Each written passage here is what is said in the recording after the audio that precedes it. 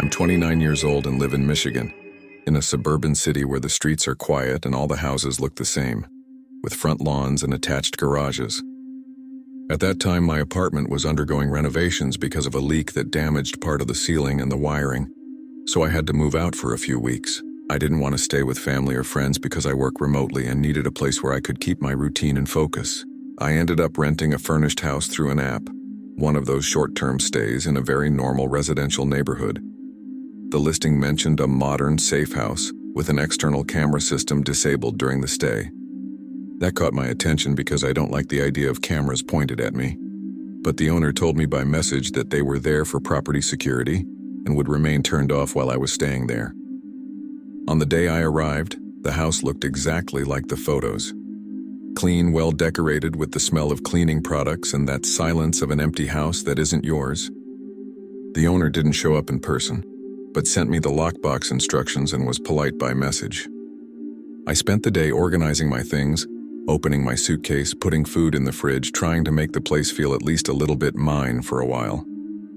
At night, I took a shower, made something simple for dinner, and sat on the couch watching TV. I was tired, but also a bit restless, because it always takes me a while to relax in a new place. Still, nothing seemed out of the ordinary. I locked the doors, turned off the lights, and went to bed thinking I'd have a quiet night. I woke up in the middle of the night with my phone vibrating on the nightstand. It wasn't an immediate scare, more that confused feeling of being half asleep and trying to understand why the phone was active at that hour. I picked it up thinking it was some work email notification or a delayed message. When I unlocked the screen, I saw a motion alert. The name of the app made me freeze instantly. It was the house's camera app, the same one the owner had said was disabled. The notification said something like motion detected, living room camera. I sat on the bed for a few seconds, trying to understand whether it could be an automatic error or some old setting. I opened the app with my heart already racing, repeating to myself that it was probably just a bug. When the image loaded, I felt an immediate chill in my stomach. The camera showed the living room, but the angle wasn't exactly how I remembered it from the listing photos. The couch seemed more centered in the frame, and part of the kitchen door appeared in a way it hadn't before. The strangest part was that the image was live, with that slight delay typical of a real-time feed. The house was dark, exactly as I had left it, but you could see the faint reflection of the streetlight coming in through the window. Seconds later, another notification appeared, this time from the hallway camera. Motion detected. I hadn't left the bedroom. There was no way it could be me.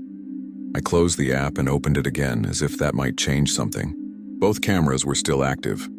I zoomed in on the living room image and tried to identify what exactly had triggered the alert.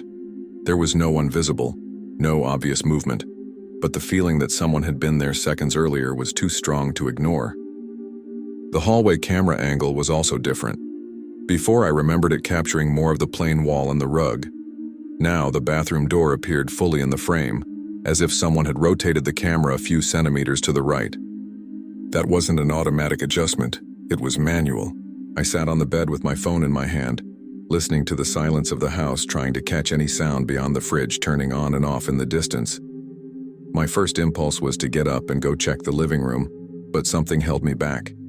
The idea of leaving the bedroom and walking through the dark house, knowing the cameras were on and pointed inward, gave me physical discomfort. I turned off my phone screen and stayed still for a few seconds, just listening. Nothing. No footsteps, no doors creaking. I opened the app one more time and saw that the kitchen camera was now active too. The frame showed the counter, but from a lower angle than before, almost as if someone had adjusted it to better capture anyone standing there. That's when I started thinking this had nothing to do with a technical glitch. I got out of bed slowly, trying not to make noise, and walked to the bedroom door. I opened it just enough to peek into the hallway. It was completely dark, exactly as I had left it. No lights on, no shadows moving. Still, the feeling that the house wasn't truly empty wouldn't go away. I went back to bed and started mentally reviewing everything the owner had said about the cameras. He had guaranteed they were disabled, that they were only used when the house was empty between guests. I wondered if he might have forgotten to turn something off, but that didn't explain the different angles. Someone had adjusted them that night. There was no other possible explanation. A few minutes later, another notification appeared. Motion detected. Living room camera. This time, when the image opened, the framing had changed again, just slightly, but enough for me to notice. Now you could see more of the entrance to the house, including part of the front door. My heart started pounding so hard I could feel it in my temples. It was as if someone was testing positions, adjusting little by little, searching for the best angle. And the worst part? There was no visible sign of physical intrusion. The front door still appeared locked as far as I could tell from the camera reflection. That only made everything more confusing and more terrifying.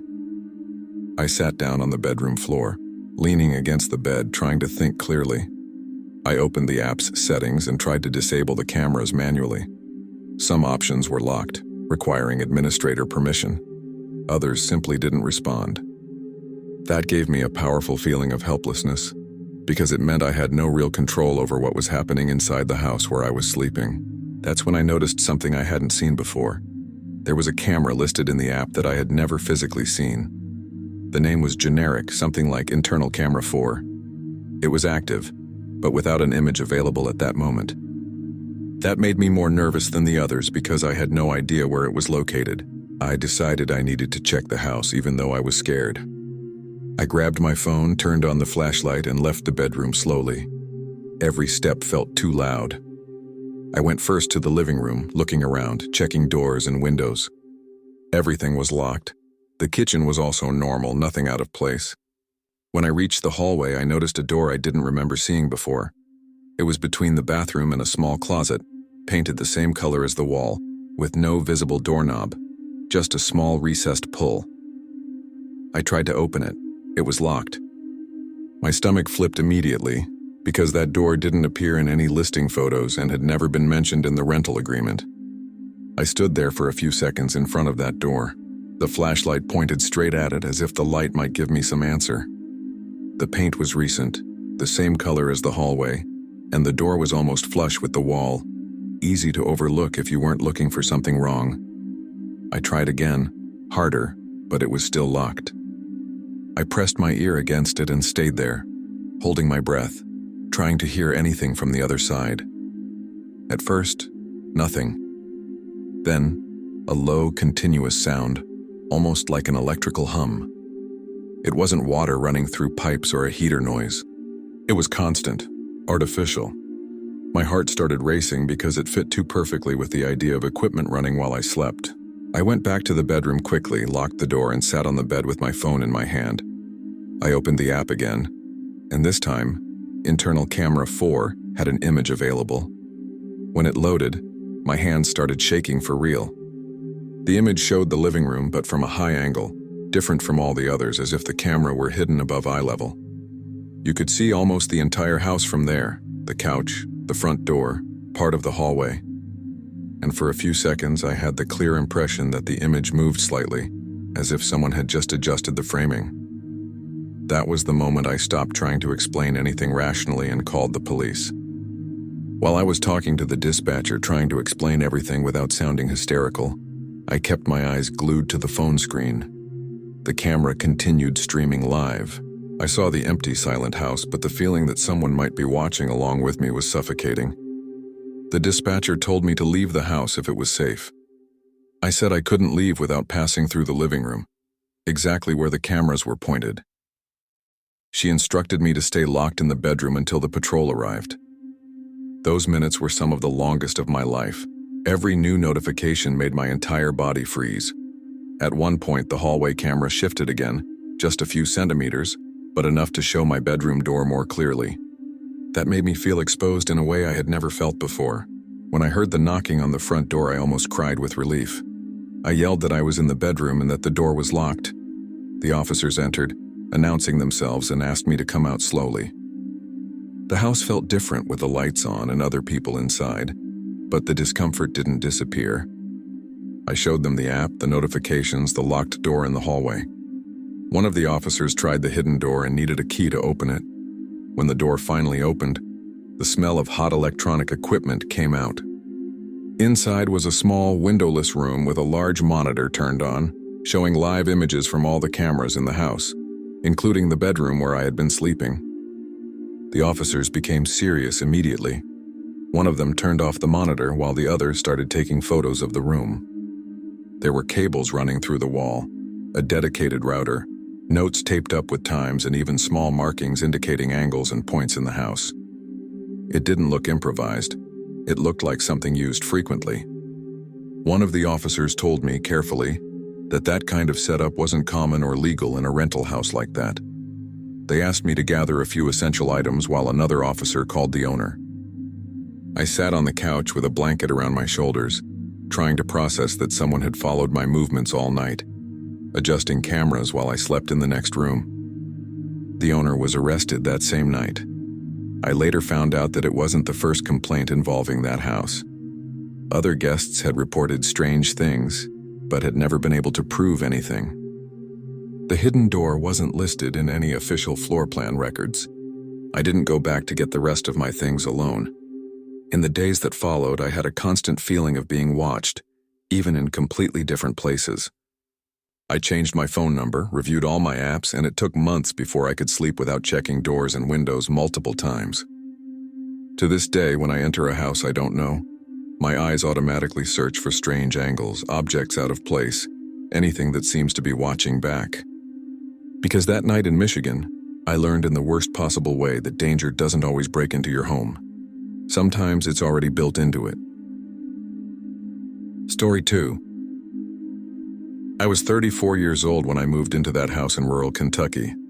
After years living in apartments, I wanted silence, space, and cheaper rent. I work remotely and don't depend on a big city, so I thought it would be a good change. The house was set back from the main road, surrounded by fields and some denser wooded areas.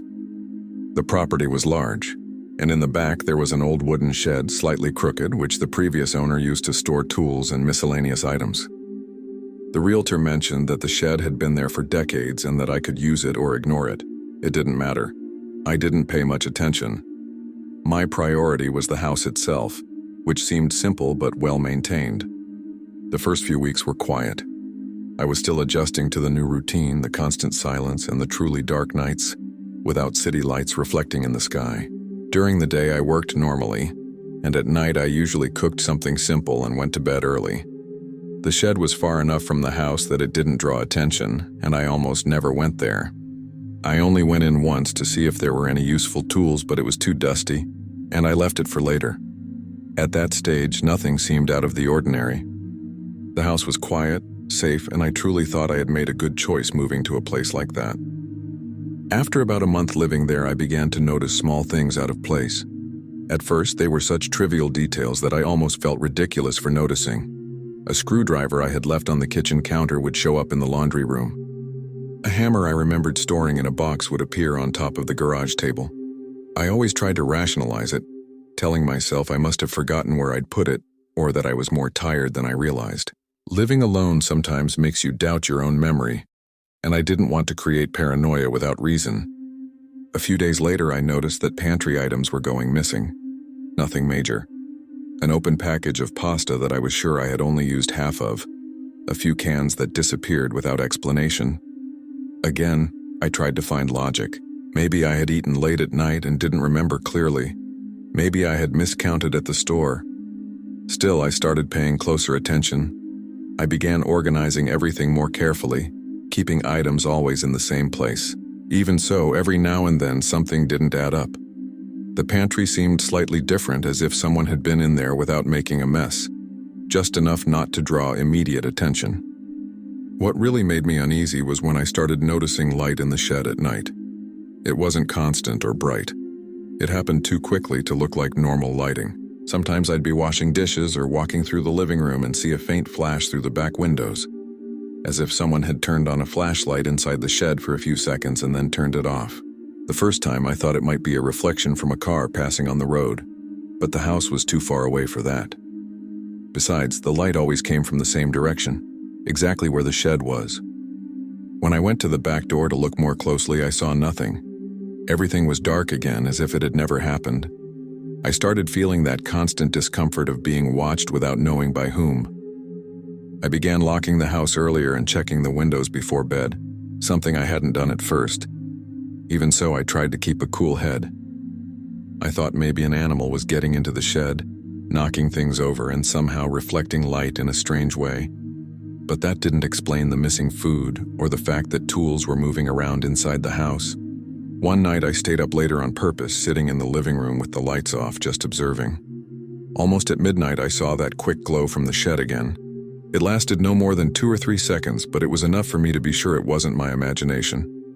That night, I got up slowly and went to the back window, trying not to make noise.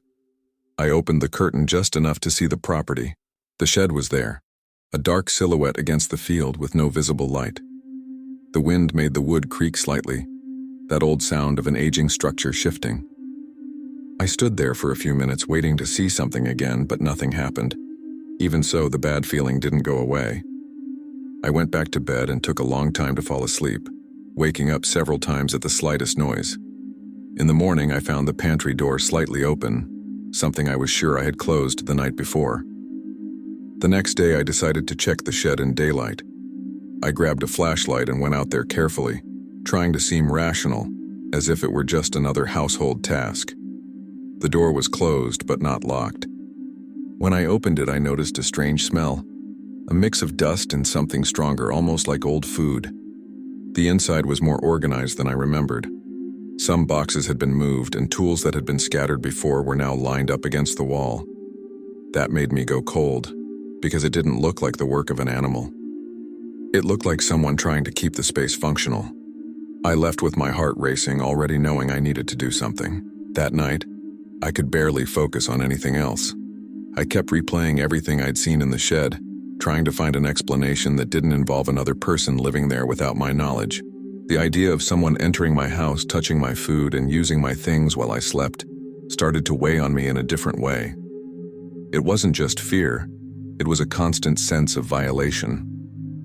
Before going to bed, I checked all the doors and windows and even placed a chair against the back door, something I had never done before. I turned off the lights and lay down, but stayed awake for hours, listening to the silence of the fields. At some point during the night, I saw that quick glow from the shed again, this time a little brighter, as if someone had turned on a light inside and almost immediately turned it off. My entire body went on alert, but I didn't have the courage to leave the house at that hour. The next day, I called a friend who lived in the nearest town and told him everything, trying not to sound exaggerated. He was silent for a few seconds and said it didn't sound normal, that I shouldn't investigate alone. That's when I decided to call the police. When the officers arrived, I explained the situation from the beginning, showing them the pantry, the tools out of place, and the shed at the back of the property. They exchanged a quick look, one of those that says more than words. We went together to the shed. One of the officers opened the door carefully, and the smell became even more noticeable. In the back, behind some boxes, there was an improvised mattress with old blankets, folded clothes beside it, and clearly recent food scraps. That confirmed everything I had been fearing. Someone was living there just a few meters from my house, watching me closely. The officers began examining everything more carefully. One of them pointed out recent marks on the dirt floor of the shed, footprints going back and forth toward the house, but deliberately erased near the door, as if the person knew exactly where to step to avoid leaving clear tracks. There were packages of my own food among the remains found, which gave me a stomach-dropping feeling that's hard to describe. This wasn't someone just sheltering from the cold. It was someone who had direct access to my routine. One of the officers asked if I usually went out at night or spent a lot of time away. I answered that I almost never did. He nodded, as if that explained something. The idea of someone watching me from inside that shed, noting my schedule, waiting for me to fall asleep to move around, made me physically nauseous. They did a quick sweep of the property, but the person was no longer there. The mattress was still warm in some spots, according to one of the officers, indicating that someone had left very recently. That made everything even more real. This wasn't old or abandoned, it was current. One of the officers suggested that I not spend the night in that house, and that I change the locks as soon as possible.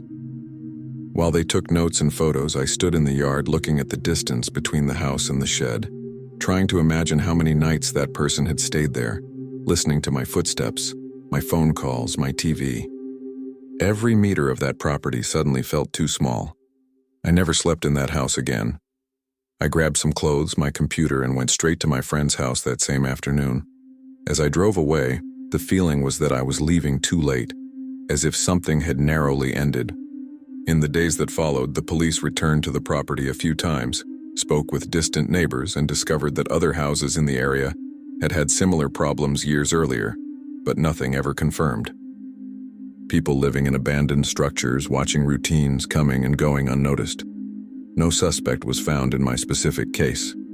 The shed was temporarily sealed, and the property owner agreed to have it torn down after the incident. Even so, I already knew I wouldn't be able to live there again.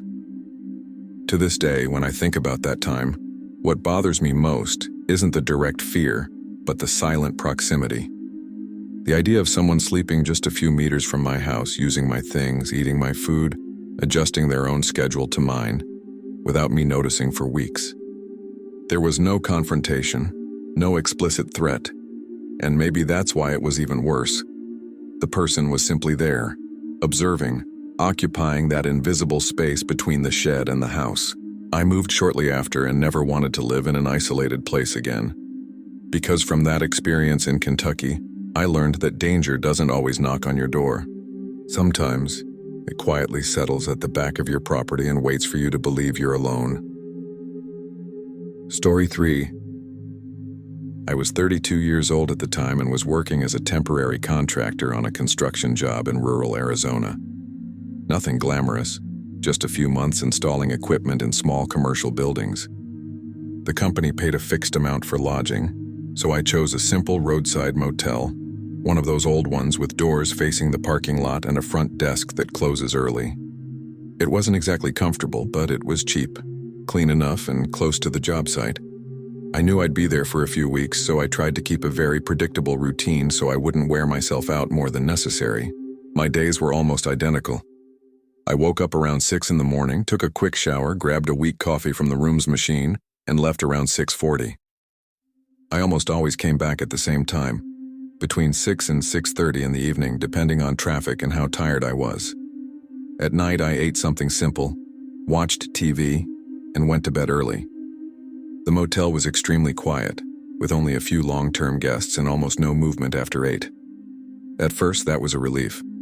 I just wanted a place where no one bothered me, and where I could shut my mind off after work. It was in the second week that I started noticing the couple. They didn't stand out at first glance. They were probably around 40 years old, always a little too well dressed for that kind of motel. Clean clothes, calm posture. I'd see them sometimes near the front desk or sitting on the plastic chairs outside their room, which was a few doors down from mine. At first it was just polite nods, that automatic kind of interaction between people sharing the same space for a few days. Nothing strange.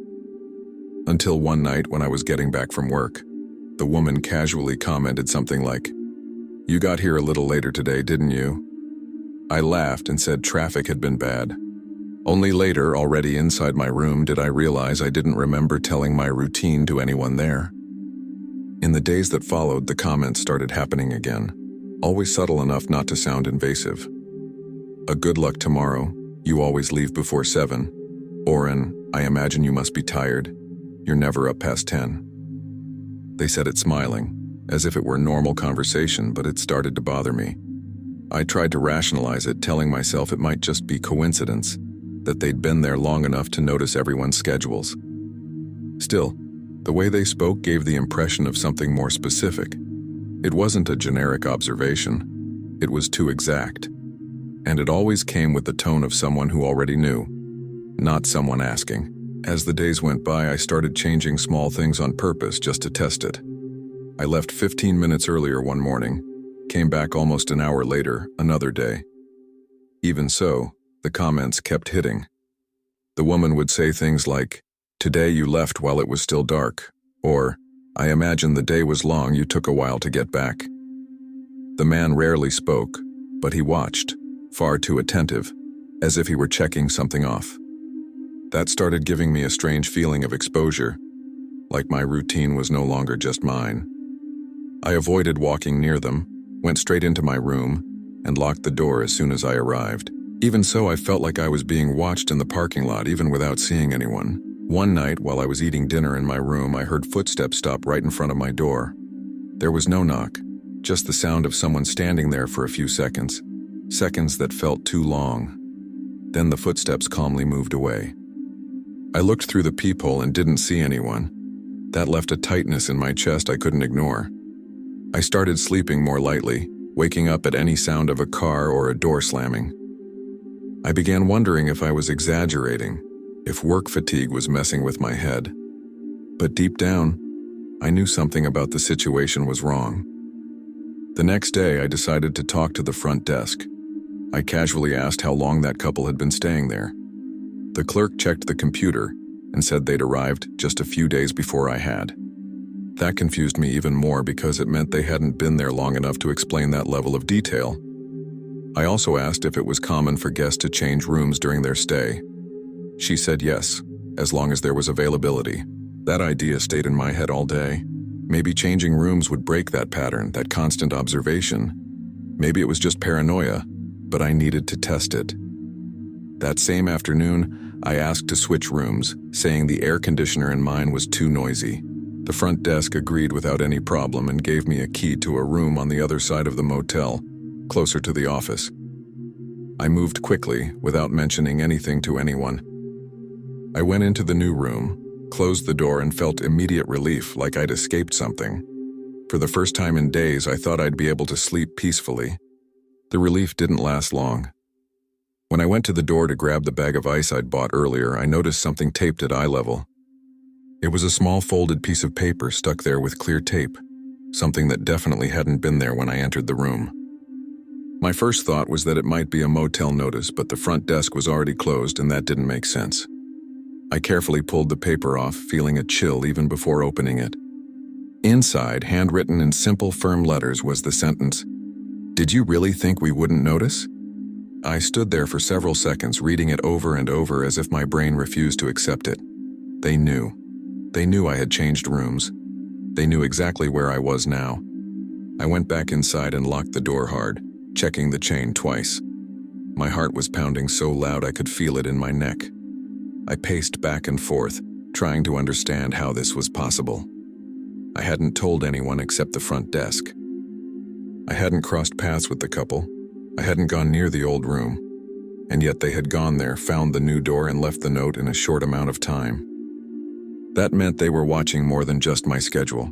They were watching movements, decisions, changes too small for someone to notice by chance. For the first time since arriving at that motel, I seriously thought I needed to leave as soon as possible. I spent that entire night practically awake. Any sound in the parking lot made me sit up in bed. Every door slamming in another room felt too close. At times I was sure I heard footsteps slowly passing along the outdoor corridor, stopping for a second in front of my door, then continuing on. I didn't hear voices. I didn't hear laughter or conversation. That bothered me more than if they had been saying something. The silence felt calculated, as if they knew they didn't need to do anything else beyond making it clear they were paying attention. I even packed my backpack and set aside documents, wallet, and keys, thinking about leaving in the middle of the night. But the fear of running into someone in the dark parking lot made me stay. The next morning, I woke up earlier than usual before the sun was properly up. I opened the door slowly and looked around. The parking lot was almost empty, just a few cars scattered around. The couple's room door was closed with no sign of movement. Even so, the feeling of being watched hadn't gone away. I went to work that day on autopilot, making simple mistakes, my head elsewhere. I came back earlier, determined to talk to management and end my stay.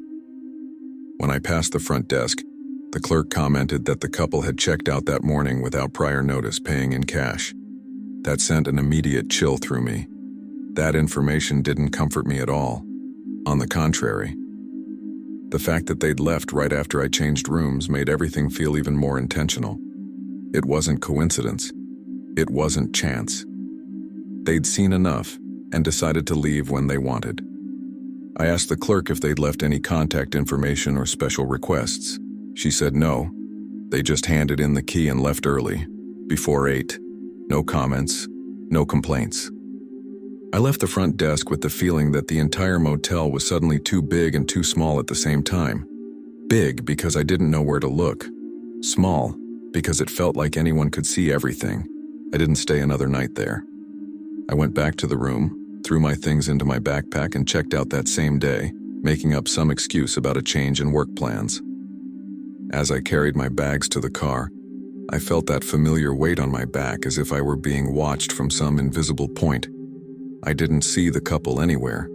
No similar car, no out-of-place shadow. Still, I only felt relief when I got onto the main road and the motel disappeared in the rearview mirror. Even so, that sentence kept echoing in my head, simple and direct enough to be impossible to forget. It's been a long time since then, but to this day I pay attention to things I used to completely ignore. Who's sitting too close? Who seems to know more than they should? Casual comments that reveal details that are too specific. I never stay in motels for long periods anymore, and I always change my routine on purpose when I notice someone paying too much attention to my schedule. Maybe that couple was just observing for some strange reason. Maybe it was some kind of sick game, I'll never know. What I do know is that for weeks in that motel in Arizona, someone watched me closely, noted my habits, and made it clear they knew exactly when I tried to break the pattern. And that was enough for me to never again ignore that uncomfortable feeling that someone knows more about you than they should. Story 4. I was 35 years old when this happened, and it had been years since I'd gone to our family's lake house in rural Wisconsin. It was an old wooden house built in the 1970s, used only in the summer when someone wanted to fish or simply get away from the city. My younger brother and I decided to spend a weekend there during the off-season, more to clear our heads than for any other reason. The place was isolated with few houses around, many of them closed at that time of year. We arrived late Friday afternoon, with the sky already gray and the cold air typical of that region. The house was exactly as we remembered it. Old furniture, the smell of wood, absolute silence broken only by the lake in the background. After opening windows, turning on the power, and checking that the water was working, we tried to make the place minimally livable. There was no internet, cell service was weak, and the TV only picked up a few local channels. We ended up spending time talking in the kitchen and then in the living room, remembering old family stories. There was an old radio on a low shelf, one of those large ones with a rotary knob and a telescoping antenna. It had always been there as long as I could remember, but no one used it anymore. When it got fully dark, we turned off some lights, closed the curtains, and went to sleep, each in a different bedroom. The house sank into that heavy silence typical of a place that had been empty for too long. I woke up in the middle of the night to a sound that didn't immediately make sense. At first, my brain tried to fit it into a dream, but the noise persisted. It was static, that low, irregular hiss, mixed with something that sounded like a distant voice too muffled to make out words. I lay there for a few seconds, trying to figure out where it was coming from. It wasn't the lake, it wasn't wind hitting the house. The sound was clearly coming from inside. I got out of bed and carefully opened my bedroom door. In the dark hallway, it was easier to hear. The radio in the living room was on. The red light on the panel was lit, and the sound was at a steady volume, neither loud nor quiet, as if someone had adjusted it on purpose. I walked to the living room with slow steps, trying not to wake my brother right away. The radio was tuned to a specific frequency, one of those where you only get noise and fragments of speech, as if two stations were overlapping. Every now and then, something that sounded like a human voice would come through, but always cut off, incomplete, impossible to understand. It didn't sound like music or a regular program. I turned the knob off immediately. The sound stopped at once. I stood there for a few seconds, waiting for something else to happen. Nothing did. I went back to my room thinking it might have been some strange electrical fluctuation, the kind of thing that happens in an old house that hasn't been used in a while. Even so, it took me a long time to fall asleep again. It couldn't have been more than half an hour before the sound came back, this time clearer, as if someone had turned the volume up a bit. The static came in waves, and between them I could hear muffled voices, more than one now, overlapping. I sat up in bed immediately with that feeling of irritation mixed with alertness. I left the room and found my brother in the hallway already awake, looking toward the living room. He asked if I had turned the radio back on. I said no. We went together to the living room silently and saw the radio on exactly as before on the same frequency. My brother turned the knob off harder than necessary. The sound stopped. He commented that sometimes that radio would turn on by itself when the house stayed closed for a long time, but you could tell he didn't really believe that himself. We each went back to our rooms, but now neither of us was truly relaxed. I lay there listening to every creak of the house, trying to ignore the idea that something was wrong. A few minutes later, I heard the radio turn on again. This time, I was absolutely sure no one had touched it. I got up, already irritated, and went straight to the living room. My brother followed. The radio was on again, same frequency, same broken voices. My brother suggested unplugging it completely to put an end to it. We pulled the plug from the wall and stood there watching. The sound stopped. There was no more light on the panel. Everything finally went quiet. We breathed a sigh of relief, convinced it was over. We stood in the living room for a few minutes afterward, just listening as the silence returned to normal. The lake outside was completely dark with no moon reflection, and the house felt bigger at night as if the rooms had stretched. My brother commented that it would be better to leave the living room lights on, at least for now. I agreed without arguing. We sat back down on the couch trying to talk about random things to break the tension, but neither of us was really paying attention. That was when we heard the sound again. It wasn't coming from the living room. It was coming from the kitchen. The same static, the same irregular pattern, the same muffled voices fading in and out.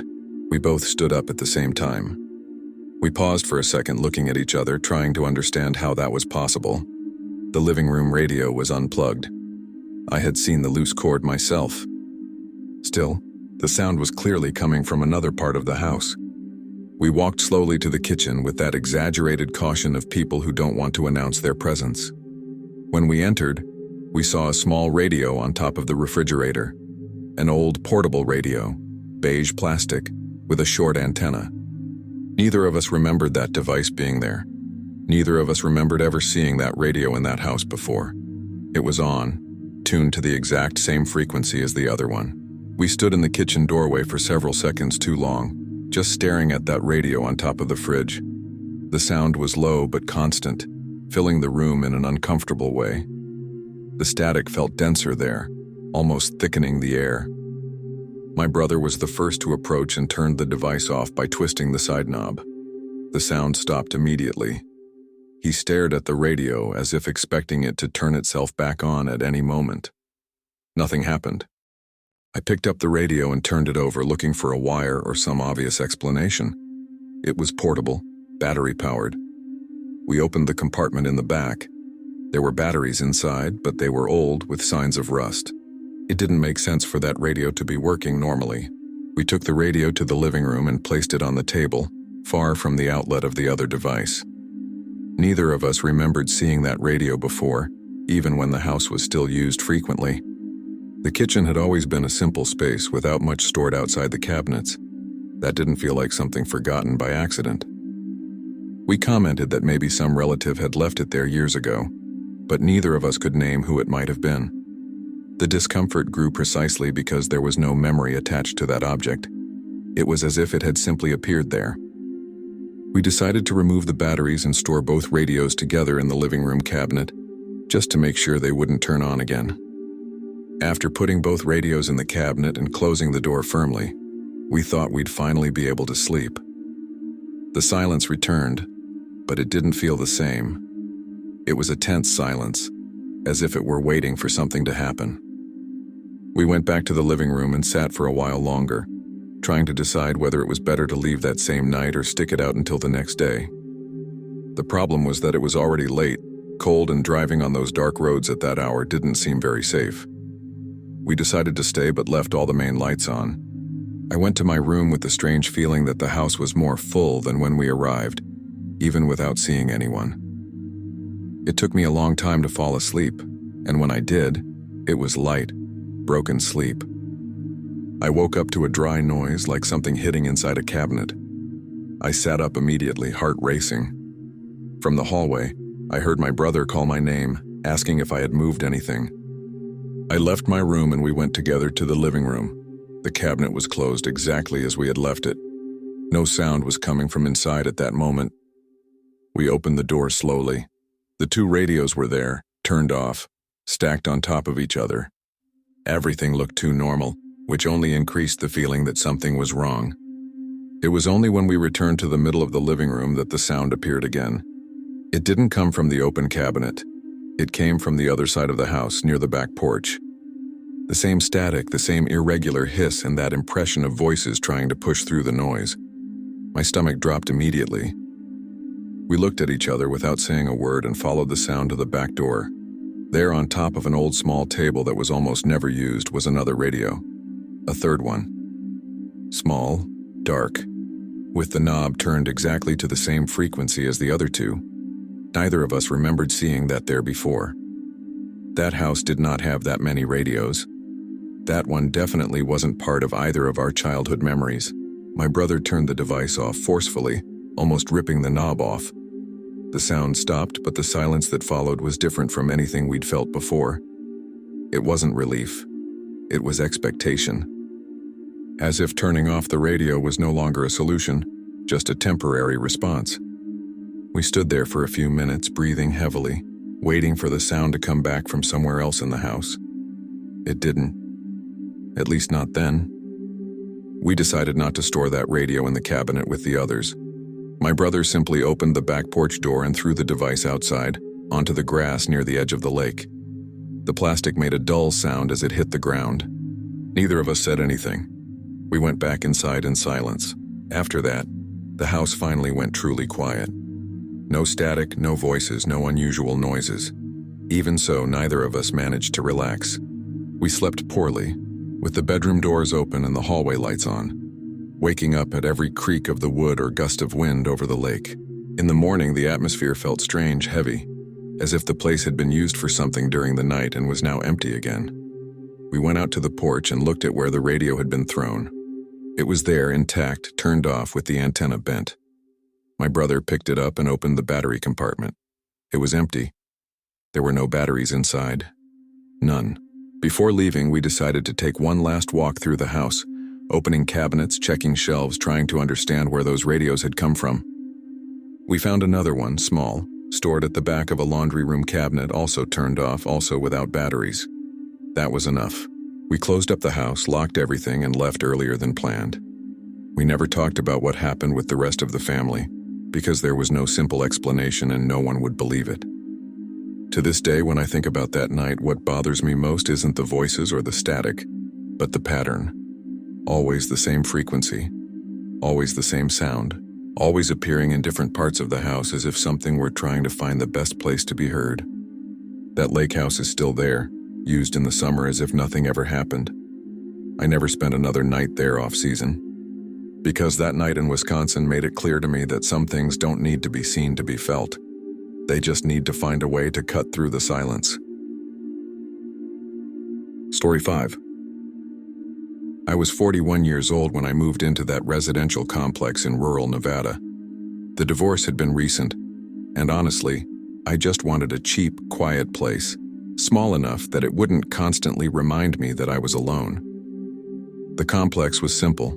Low buildings, exterior corridors, and walls that clearly weren't very thick, but it seemed safe and well-maintained. Most of the residents looked like people who wanted exactly the same thing I did, to go unnoticed. I worked from home a few days a week and left early on the others, so my routine quickly became very predictable. The first few weeks were strangely calm. The silence at night was almost absolute, broken only by distant TVs or someone closing a door a little too hard. I was still sleeping poorly because of the separation, waking up several times during the night thinking about things I would rather not think about. Even so, the place felt neutral, without much personality, which at that moment was exactly what I needed. I barely spoke to anyone beyond a quick nod in the parking lot or hallway. That changed the day I met the neighbor from the apartment next door. I ran into him for the first time in the hallway one morning when I was leaving earlier than usual. He seemed to be around my age, maybe a little older, always dressed plainly enough not to draw attention. He greeted me with a casual, "Good morning," and commented on the dry heat that week. Nothing unusual. A quick, polite conversation, the kind you forget soon after. Over the next few days, though, he started showing up more often, always coinciding with specific times. when I got home from work, when I took out the trash, when I went out to buy something quickly. At first, I thought it was just similar routines. In complexes like that, it can seem normal. What changed was the content of the conversations. Instead of generic comments, he started mentioning very specific things. He asked if I was still getting used to sleeping alone after the divorce, something I had never mentioned to anyone there. On another day, he said I usually woke up around 3 in the morning and walked around the apartment before going back to sleep. That made me uncomfortable, but I tried to laugh it off, saying thin walls make you hear everything. He smiled in a strange way, as if that confirmed something. Even so, I tried to convince myself it was just coincidence, that maybe I was more sensitive because of what I was going through. The situation went from uncomfortable to genuinely strange on one specific night. I had a very vivid nightmare, the kind that wakes you up with your heart racing and leaves a bad feeling even after you open your eyes. In the dream, I was trapped in my old bedroom hearing someone breathing on the other side of the door without ever coming in. I woke up sweaty, sat on the bed and spent a few minutes trying to calm down. I didn't tell anyone about it. The next day, when I ran into the neighbor in the parking lot, he commented, completely casually, that dreaming about someone breathing behind a door is more common when you feel like you're being watched. I froze, staring at him, trying to understand if I had heard that right. I asked how he knew that. He shrugged and said I had moved around a lot that night. I felt a chill run up my back immediately. It wasn't just about hearing footsteps or a TV on. He was talking about something that existed only in my head. I tried to stay calm and said I didn't remember making any noise. He smiled again, that short smile that never reaches the eyes, and commented that the whole building seemed to breathe together at night. That was too much. I went back to my apartment with the clear feeling that something was wrong, though I still couldn't say exactly what. I spent the rest of the day trying to rationalize it, telling myself maybe I talked in my sleep, maybe he was just messing with me. Even so, I locked the door earlier that night and slept with the TV on, something I hadn't done in years. After that conversation, I started avoiding any unnecessary contact. I began leaving and entering the apartment at different times, sitting in the car for a few minutes before getting out, just to see if he appeared somewhere. Even so, sometimes it seemed impossible not to run into him. On one of those occasions, he commented that I usually left the bathroom light on when I couldn't sleep, and that it interfered with rest. That genuinely irritated me. I lived alone, didn't share a wall with him on that side, and yet he spoke as if he were inside my space. I asked him directly what he meant by that. He just gave that same short smile and said that in that building, everything ended up passing through the walls. I started paying more attention to the sounds in my apartment at night. The building had always been quiet, but now every creak seemed too loud. Sometimes I had the impression of hearing something on the other side of the wall, not exactly a conversation, but a continuous sound, like someone standing still. I got up a few times to press my ear against the wall that separated our apartments, but I never heard anything concrete. Still, the feeling of being watched wouldn't go away. The worst part was the constant doubt, whether I was overreacting or whether there really was something wrong. That uncertainty wore me down more than the fear itself. A few days later, I decided to confront the situation once and for all. I ran into the neighbor in the hallway at night when I was coming back with some groceries and asked him directly how he knew so much about my routine. I didn't shout or act aggressive, I just said what had been stuck inside me. He looked at me silently for several seconds, too long for a simple answer. Then he said in an almost casual tone, as if commenting on the weather, "The walls here are too thin." He didn't explain anything else. He didn't apologize or seem surprised that I had noticed. He just took a step back, opened the door to his apartment, and went inside, leaving the phrase echoing in the empty hallway. After that, the feeling inside the complex changed completely. I started feeling uncomfortable even during the day. I noticed that his apartment would remain in absolute silence for long periods. No TV, no footsteps, nothing. At night, sometimes I thought I heard very faint breathing from the other side of the wall, but I could never identify exactly where it came from.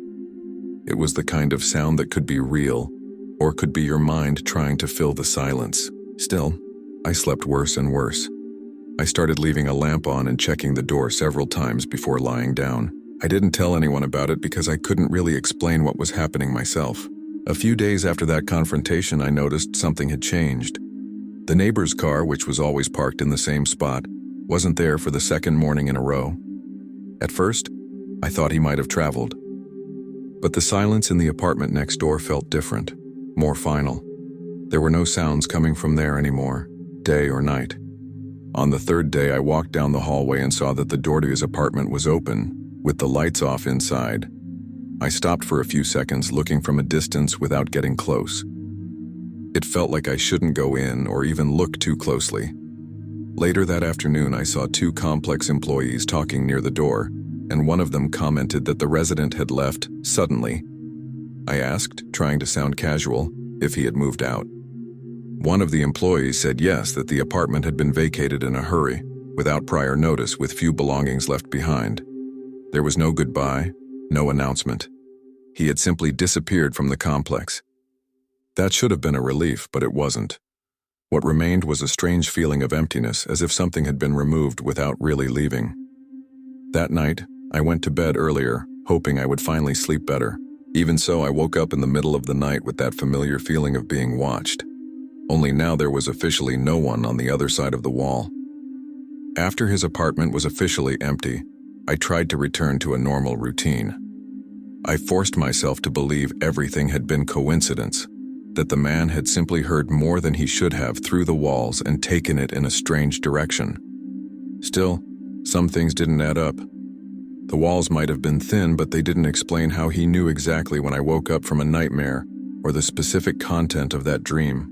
They didn't explain how he seemed to wait for me at the right times, as if he already knew when I would appear. At night, the silence of the empty apartment next door felt even heavier than before, as if the vacant space amplified every small noise from my own apartment. A few weeks later, I met a new resident moving into the apartment next door. I spoke briefly with him, without going into details, and asked if he was hearing a lot of noise there. He laughed and said the building was surprisingly quiet, that you could barely hear the neighbors. That was what finally erased any remaining comfort I had. The walls weren't that thin. At least not thin enough to explain everything that had happened. To this day, when I wake up in the middle of the night after a bad dream, I stay still for a few seconds listening, waiting for some sound from the other side of the wall. I never hear anything. Even so, that simple phrase still comes back to my mind from time to time. The walls here are too thin. Because in that place in Nevada, it became clear to me that the problem was never the walls. It was who was listening. Story 6. I was 38 years old when this happened, and I was living alone in an old house in rural Pennsylvania. It was one of those houses built in the 1950s, with a solid structure but full of small, strange details. Creaks, doors that never closed perfectly, and a basement that almost no one used. I had bought the house after a complicated breakup, wanting a place that was just mine, quiet, where I could start over. The basement was accessible through a door in the kitchen hallway, but I practically never went down there. I stored a few old boxes, forgotten tools from the previous owner, and that was it. I had always felt a mild discomfort about that space, but nothing specific, just that common feeling of a place that's too closed off and too dark. On the night everything happened, a strong storm hit suddenly. Heavy rain, wind slamming against the house, and thunder so close it made the windows shake. I was in the living room watching TV, trying to ignore the noise of the weather. The power flickered a few times, but didn't go out completely. The sound of the rain muffled almost everything, giving the house an even more isolated feeling. At some point, I turned off the TV just to listen to the storm, something I had always done out of habit. It was in that relative silence, mixed with the rain, that I heard something that didn't fit with the rest of the night. At first I thought it was just the wind pushing something in the yard or water running through the pipes in a different way. Then I heard it again, clearer. It was a voice calling for help. Low, drawn out, almost swallowed by the sound of the rain. My first impulse was to get up from the couch and go into the hallway, thinking maybe a neighbor had mistakenly come into the yard and was speaking near the house. I stopped halfway when I realized where it was coming from. The sound was coming from below, from the basement. I stood there trying to listen more closely, my heart already racing. The voice called again, using my name. And it was my voice. Not similar, Identical. The same tone, the same way I drag my words when I'm tired. My body froze. For a few seconds, I tried to convince myself it was an echo or some kind of illusion caused by the noise of the storm, but it didn't make sense. The voice called again, now closer to the basement door, asking for help, saying it was cold and dark. I felt a knot in my throat and a chill run up my arms. There was no confusion in the tone. It didn't sound like someone imitating from far away. It sounded like me speaking, exactly the way I would if I were scared and trying not to panic. I took a few steps backward without taking my eyes off the closed basement door. The idea of opening that door gave me a physical sense of danger, as if something were waiting exactly for that. The voice continued for a few seconds, then stopped suddenly, as if waiting for an answer. The silence that followed was worse than the calling. I could hear my own breathing, far too loud, and the sound of the rain pounding hard on the roof. I even took a step toward the basement door almost by reflex and stopped mid-movement. Something inside me said this wasn't a normal situation, that no logical explanation justified it. I wasn't drunk. I hadn't taken any different medication. I wasn't half asleep. I was completely awake. Even so, the voice had been identical to mine, down to the smallest details no one else would notice. I thought about screaming, about calling someone on the phone, but I was afraid of hearing the response come from below again. Then the voice returned, closer, clearer, as if it were right behind the door. It said, "Please open it," using exactly the way I speak when I'm desperate without raising my voice. That was enough for me to retreat completely. My hands were shaking so much I almost dropped my phone when I grabbed it to call the police. While the phone was ringing, I heard a noise coming from the basement, like slow footsteps on the concrete floor. They weren't rushed or heavy. They were careful, as if someone were moving in the dark. I backed away from the door, went into the living room, and unlocked the front door, ready to run out if I needed to. When the police answered, my voice came out broken, but I managed to explain that there was someone in the basement and that this person was using my voice. I could hear how absurd it sounded myself, but the dispatcher didn't laugh or question it. She just told me to leave the house immediately if it was safe and wait outside until the patrol car arrived. I grabbed my keys and coat without really thinking, left everything else behind, and went out the front door while the rain was still pouring. I stood on the porch for a few seconds, looking into the dark house, expecting to hear the voice again. I didn't hear anything, just the sound of the storm and my heart beating far too fast. The officers arrived within a few minutes. I explained everything again, still trembling, and they went into the house while I stayed outside. Their flashlight beams cut through the darkness of the hallway and stopped at the basement door. One of the officers commented that the door was unlocked. I was absolutely certain I always kept it locked, precisely because I almost never went down there. They opened the door slowly and went down, calling out for someone. The basement was empty, no person, no sign of forced entry, nothing out of place at first glance. Even so, one of the officers came back upstairs with a strange expression and said something didn't add up. After a while, they called me back inside and asked me to show them exactly where I had been when I heard the voice. As I explained, one of the officers stood near the basement door, looking at the lock with far too much attention. He then asked if I had unlocked that door at any point during the night. I said no, that I always kept it locked and that I hadn't even gone near it before hearing the voice. That was when he pointed to the latch and said the door had been unlocked from the inside, not from the hallway. It took a few seconds for that to make sense in my head. It meant someone had turned the lock while inside the basement, not from outside it. My stomach turned instantly. The officers searched the basement more carefully. They looked behind the boxes, examined the small windows near the ceiling, checked for any alternative exit. They found nothing. No sign that anyone had entered or left during the storm. No visible footprints, no objects out of place. Still, one of them commented that the feeling down there was strange, that the sound echoed in a confusing way, easy to trick perception. That didn't comfort me. I knew what I had heard. I knew where it had come from, and most importantly, I knew the voice was mine. Not similar. Mine. After finishing their inspection, the officers advised me not to spend the night there. One of them said carefully that even though they hadn't found anyone, something about the situation wasn't normal. They took notes, told me to change the locks the next day, and left me a card with a contact number. When the patrol car left, I sat in my car for a few minutes, parked across the street, staring at the dark house. The rain had eased up, but the silence that followed felt far too heavy. I never heard the voice again, and that didn't bring relief. On the contrary, it felt like whatever it was had gotten exactly what it wanted, to get me out of the house. I spent the night at a friend's place and barely slept. Every time I closed my eyes, I remembered the tone of the voice, the specific way it dragged out my name, as if copying something only I knew. The next day, I returned to the house accompanied. The basement door was closed, locked exactly the way I usually left it. Nothing seemed out of place. Even so, I had the lock changed that same week and avoided going down to the basement for months. I never heard anything like it again. Still, to this day, when I'm alone and the house gets too quiet, I think about that night and about the fact that someone, or something, spoke to me using my own voice, asking for help, waiting for me to open the door. And that is what scares me the most, because in that house in Pennsylvania, it became clear to me that not every threat needs to break down a door. Sometimes it only needs to sound convincing enough for you to do it yourself. Story 7. I was 22 years old and living alone in a small building near the university in rural Ohio. During winter break, almost everyone left. Students went back to their parents' homes, and some apartments stayed closed for weeks. The building, which wasn't very busy to begin with, became practically empty. That had never bothered me before.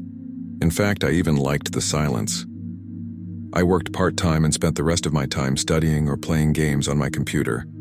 My routine was simple and predictable, and I hardly ever saw anyone in the hallway. The apartment next to mine was officially empty. I knew this because the tenant had moved out at the end of the semester, and the place was listed as vacant. The door was always closed. No doormat, no decorations, no sign of life. At night, the hallway was dark and silent with that echo typical of an empty building. During the first week of break, everything went normally. I came home from work, made something to eat, and stayed in my room until late. It was only a few days later that I started hearing sounds that didn't match that silence. The first time I heard it was close to midnight. I was in my room wearing headphones when I noticed a low vibration passing through the wall. I took off the headphones, thinking someone might be walking down the hallway, but the sound continued. It was music. Not loud, but clear enough to make out a rhythm and overlapping voices like several people talking at once. Short bursts of laughter, someone clapping, footsteps moving back and forth. I stood there trying to understand where it was coming from. When I got closer to the wall that separated my apartment from the other one, it became obvious. The sound was coming from the apartment next door. That made no sense at all because it was empty. I thought maybe someone had rented it without my knowing, or that a group had gone in there by mistake. The sound continued for a few minutes, steady, like a small gathering happening on the other side of the wall. Nothing excessive, but far too lively for an almost deserted building. I opened my apartment door and looked down the hallway. There was no one there. No doors open, no lights on besides mine. The music continued, more muffled now, but still audible. I walked over to the door of the empty apartment and pressed my ear against it. I could clearly hear laughter and the sound of footsteps inside. My stomach tightened. This didn't sound like someone with loud headphones or a TV on. It sounded like real people, moving around in an enclosed space. I stood there for a few seconds, trying to decide what to do. Part of me wanted to ignore it, go back into my apartment and pretend I hadn't heard anything. But the music continued, and now someone seemed to be speaking louder, like they were telling something funny. That started to irritate me, not because of the noise itself, but because of how strange the situation was. I knocked on the door twice, not very hard, just enough to get attention. Instantly, everything stopped. The music cut off, the laughter vanished, the footsteps disappeared as if someone had pressed a button. The silence that followed was so abrupt it sent an immediate chill through me. I stood there waiting for some response, someone opening the door or at least asking who it was. Nothing happened. I knocked again, this time a little harder. No response. I pressed my ear to the door and heard absolutely nothing inside. No movement, no breathing, no footsteps moving away. It was as if the apartment had become empty again in a single second. I looked around the hallway expecting to see someone leaving via the stairs or the elevator. but it was completely deserted. I went back to my apartment with the uncomfortable feeling that I had interrupted something that didn't want to be interrupted. I locked the door and stayed awake for a while, listening closely for any sound. Nothing else happened that night, but the silence felt artificial, as if it were being maintained on purpose. The next night, the same sound came back, almost at the same time. First the low music, then the overlapping voices, as if several conversations were happening at once. This time I wasn't wearing headphones, so I noticed it immediately. I sat on my bed staring at the wall, trying to understand if it could be some kind of interference, maybe sound coming from another floor or even from outside the building. But the more I listened, the clearer it became that it was coming exactly from the apartment next door. The pattern was always the same: music, laughter, footsteps moving back and forth. No words were clear enough to understand, but the tone was relaxed, like a small get-together among friends. I waited a few minutes before going out. When I opened my apartment door, the hallway was empty and dark again. I walked to the door next door and stood there listening. The sound was louder than the night before, as if the people had moved closer to the wall. I felt a strange discomfort, almost as if someone knew I was standing there. Still, I knocked on the door. This time, I didn't even finish the second knock. The sound cut off in the middle of a laugh, far too abruptly to be a coincidence. I stood there with my hand suspended in the air, waiting for some kind of reaction. Nothing, no noise, no movement. Just that heavy silence again. After that, I decided to stop knocking on the door. If someone was in there, they clearly didn't want contact. If no one was there, then I was dealing with something I couldn't explain. I went back into my apartment and tried to sleep, but it was impossible. I lay there listening to the building's silence, expecting the sound to come back at any moment. Instead, I began noticing other details. The floor creaking faintly outside, as if someone were moving in the hallway, but without clear footsteps. The elevator didn't move. The stairs remained empty. At one point, I thought I heard a door being closed very slowly, but when I got up to check, there was nothing. Everything was exactly as before. The next morning, I woke up with that strange feeling that something still wasn't over. I left my apartment to take out the trash and passed by the empty apartment door, almost without looking. That's when I noticed something different. The dust on the door, that thin layer that forms when no one touches it for days, had marks on it. Someone had dragged a finger through it, more than once. I moved closer to see better and felt my stomach turn. My name was written on the door in uneven letters, as if it had been done without haste. It wasn't a small scribble. It was large enough to be read from a distance. I had never told my name to anyone in that building. I stood there for a few seconds staring at it, trying to convince my brain that I was misinterpreting what I was seeing. I ran my finger over the letters to make sure it wasn't just some random pattern in the dust. It was recent. The dust was still loose, and the marks had that distinct texture of a finger dragged slowly across the surface. I looked around the hallway by reflex, expecting to find someone watching my reaction, but the building was silent as always. No open doors, no footsteps, no sign of life. That made the situation even worse because it meant someone had been there at some point during the night or early morning, close enough to write my name, and I hadn't heard a thing. I went back into my apartment and locked the door hard, my heart beating far too fast. I spent the rest of the morning restless, pacing back and forth, trying to come up with a logical explanation. Maybe someone had found out my name through some mail, but there were no mailboxes in that hallway. Maybe it was a cruel joke by some student who had temporarily returned. But why do it without ever showing themselves? And why did the sound always stop the moment I knocked? The more I thought about it, the less sense it made. It didn't feel like a common prank. It felt like a response, as if someone had noticed that I was listening. I spent the rest of the day out of the apartment, wandering around town without direction, just to avoid being alone inside with those thoughts. When I returned in the late afternoon, the hallway was still silent, and the door next door still had my name written on it, exactly the same way. No one had cleaned it. No one had touched it. That gave me the strange impression that it had been left there on purpose, as if it was important that I see it more than once. I took out my phone and took a picture, more to have proof for myself than for anything else. That night, there was no music, no laughter, no footsteps. The apartment next door stayed completely silent. That silence, after everything, was worse than the noise. It felt as if something had ended or achieved what it wanted. The next day I went to the building administration and asked again about the apartment next door.